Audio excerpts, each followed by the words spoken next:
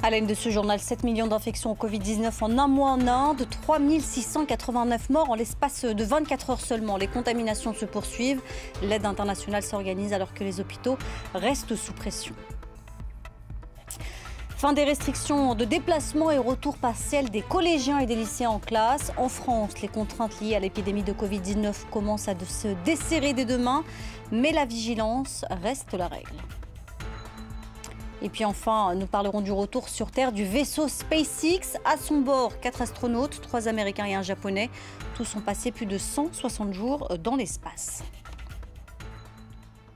Voilà pour les titres, soyez les bienvenus si vous nous rejoignez sur France 24. On commence ce journal avec ces chiffres effrayants. En Inde, près de 402 000 nouvelles contaminations ont été recensées hier. Aucun autre pays dans le monde n'avait enregistré de tels résultats depuis le début de l'épidémie. Sur place, les hôpitaux manquent de tout. L'aide internationale continue à être livrée. Reportage à New Delhi signé Alban Alvarez, Jérôme Mars et Navodita Kumari. Dans cet avion cargo, 28 tonnes d'équipement médical en provenance de Paris. Une aide française promise à l'Inde. Le pays fait face à une violente deuxième vague de Covid-19, avec près de 400 000 nouvelles contaminations chaque jour. Et il faut que la situation s'améliore dans tous les pays, sinon elle ne s'améliorera pas dans le monde entier. Et c'est pour ça aussi que nous sommes pleinement solidaires avec l'Inde. À son bord, 8 générateurs d'oxygène pouvant alimenter en continu un hôpital pendant une douzaine d'années. Parmi les bénéficiaires, 7 établissements privés de la capitale indienne. Comme d'autres hôpitaux du pays, celui-ci a connu une pénurie en oxygène face à l'afflux de malades du Covid en soins intensifs. À 2 reprises, son directeur a dû lancer des appels à l'aide. Cette mini-centrale devrait lui permettre d'accroître ses capacités. Sans aucun doute, cet équipement va sauver des vies. J'espère vraiment que la situation va s'améliorer dans les prochains jours et que cette machine va nous y aider.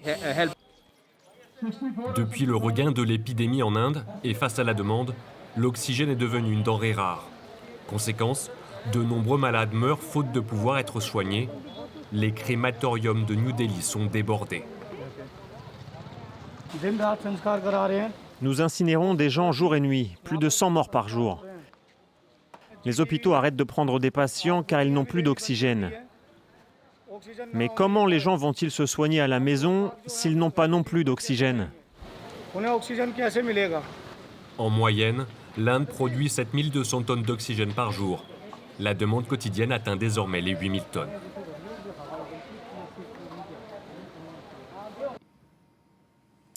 En France, la situation épidémique affiche des signes d'amélioration. 119 décès ont été recensés aujourd'hui.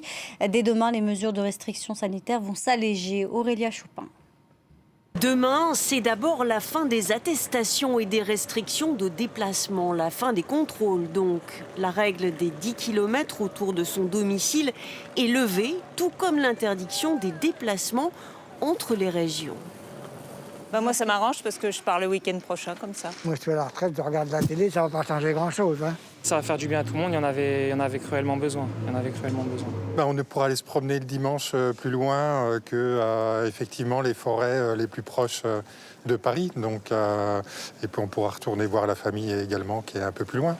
Pour cela, il sera de nouveau possible de prendre le TER, le TGV. La SNCF va augmenter progressivement le nombre de trains jusqu'à l'Ascension et la Pentecôte. En revanche, le couvre-feu à 19h, lui, est maintenu. C'est aussi le retour en classe pour 6 millions de collégiens et de lycéens. Seule nouveauté, les élèves de 4e et de 3e dans les 15 départements les plus touchés par l'épidémie vont reprendre en demi-jauge, la moitié des cours en présentiel et l'autre à distance.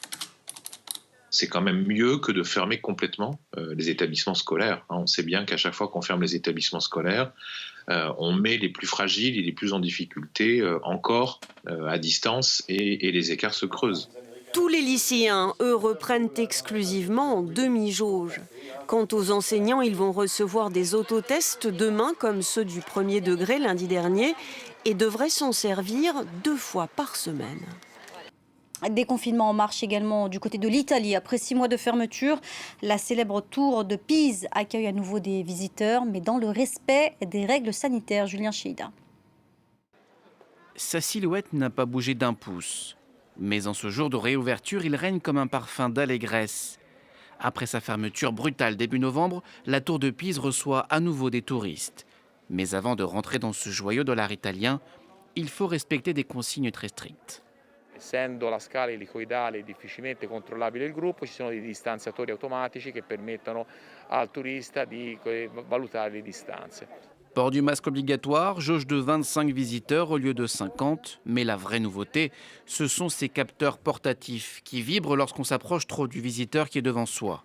Après cela, plus rien n'empêche les touristes d'admirer la vue au sommet de la tour, qui, malgré les contraintes sanitaires, se disent ravis d'être à nouveau là. Noi siamo da Padova, siamo venuti io e la mia famiglia perché sapevamo che oggi c'era l'apertura e ci tenevamo a venire qui. Io sono venuto quando ero bambino a scuola, alle medie, ed è stato bello rivedere le cose con un'età diversa. En temps normal, l'édifice attire chaque année en moyenne 5 millions de visiteurs. En attendant l'été, ces premiers touristes ont tout le temps de prendre la pause pour leurs souvenirs de vacances. Non, Birmanie. En Birmanie, 4 mois après le coup d'État militaire, les manifestants ne décolèrent pas. Ils étaient encore des milliers dans la rue ce dimanche. Ils appellent à un printemps révolutionnaire et ce malgré une répression qui ne faiblit pas de jour comme de nuit, tout comme les arrestations massives qui se poursuivent du côté des protestataires. Ils ne sont plus que 7 à bord de la Station spatiale internationale. 4 astronautes ont atterri ce dimanche matin au large de la Floride, après avoir passé plus de 160 jours dans l'espace. Olivier Fessol. Il chancelle, a besoin d'aide pour se relever, mais après 168 jours dans l'espace, Michael Hopkins est heureux de retrouver la planète bleue. L'équipage composé de 3 Américains et d'un Japonais a améri sans encombre au large de la Floride. Leur voyage a duré 6h30. C'est le premier retour sur Terre opéré de nuit par la NASA depuis 53 ans. The vehicle did great, flew flawlessly as we undocked from station, doing the sequence of maneuvers. The trunk jettison went great, just as we would expect, and the deorbit burn and the entry went phenomenally well, as did the parachute deploy. My hat's off to the SpaceX team for building such a great vehicle.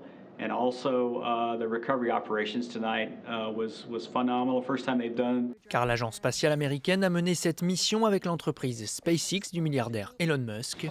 À la fin du mois d'avril, son lanceur Crew Dragon a amené l'équipe de Thomas Pesquet sur la Station spatiale internationale. Moins d'une semaine plus tard, la capsule Résilience ramène à la maison 4 nouveaux astronautes. Avec ses modules réutilisables, la firme révolutionne le vol spatial habité. The SpaceX and NASA teams returned human spaceflight back to the United States, and I think this is a remarkable achievement, the opportunity of a lifetime for many of us, and something to be proud of. Thank you, NASA, and we are looking forward to many more flights to the space station and beyond Moon and Mars. La capsule parachutée dans l'océan Atlantique devrait repartir dans l'espace au mois d'octobre. Les 4 astronautes, eux, sont en bonne santé selon l'agence spatiale américaine. Michael Hopkins, Victor Glover, Shannon Walker et Soichi Noguchi doivent retrouver leur famille ce dimanche à Houston. Avec le Covid et la fermeture des frontières, la dégustation des grands crus bordelais est impactée. Des échantillons ont donc été expédiés un peu partout dans le monde pour faire déguster quoi qu'il en coûte aux négociants et aux courtiers le millésime 2020. Axel Simon. Dans les vignes du domaine de Rouillac dans le Bordelais, les méthodes de labour sont restées on ne peut plus traditionnelles. Mais quand il s'agit de faire déguster le millésime 2020 aux négociants et courtiers aux 4 coins du monde, les grands crus bordelais se sont démenés pour que la dégustation puisse avoir lieu malgré tout, même à distance. Bordeaux, l'Union des Grands Crus ont envoyé dans une dizaine de villes dans le monde entier destinés aux professionnels tous les échantillons. Nous avons décidé collectivement d'organiser ça malgré tout dans des châteaux. L'expédition d'échantillons par avion climatisé vers Shanghai, Hong Kong ou New York est une opération risquée. Les vins encore en cours d'élevage sont instables et fragiles. À Saint-Émilion, en temps normal, le domaine Château Angélus reçoit jusqu'à 3000 négociants pour la semaine cruciale de dégustation. Mais cette année, les déplacements des négociants comme celle-ci sont rares. La plupart ont eu lieu en visioconférence. Les propriétaires du domaine espèrent ne pas avoir à renouveler cette expérience. D'ailleurs, on souhaite tous revenir à une réalité qui fait qu'on a des dégustations à la propriété, qu'on est au contact de la communauté d'Angélus. Quoi qu'il en soit, s'il est bien une chose que la pandémie n'a pas affectée, c'est la qualité des grands crus bordelais. La profession juge le millésime 2020 exceptionnel. Voilà, c'est la fin de ce journal. On se retrouve dans 20 minutes. Restez avec nous.